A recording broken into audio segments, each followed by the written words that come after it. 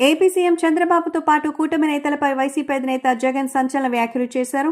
Super 6 అని, super 7 అని ప్రజలకి చంద్రబాబు ఎన్నో అబద్ధాలు చెప్పి మోసం చేశారని, అవన్నీ అబద్ధాలు విని విని ప్రజలు చాలా చాలా చిరాకుగా ఉన్నారని, అసలు అలా మోసం చేసిన వాళ్ళని 420 కేసు పెట్టి లోపల వేస్తారని షాకింగ్ కమెంట్స్ చేశారు.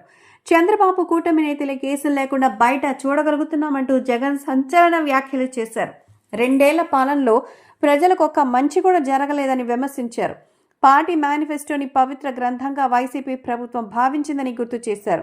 2 ఏళ్లలో చంద్రబాబు 3 లక్షల కోట్ల అప్పు చేశారని జగన్ ఆరోపించారు.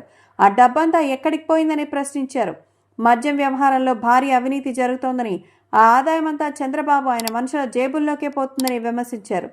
మద్యం షాపులన్నీ చంద్రబాబు మనుషులవేనని ఆరోపించారు. ఇక బెల్ట్ షాపులు కూడా చంద్రబాబు మనుషులవేనని, ఎంఆర్పీ ధరలకు మద్యం అమ్మడం లేదని ఆరోపణలు చేశారు.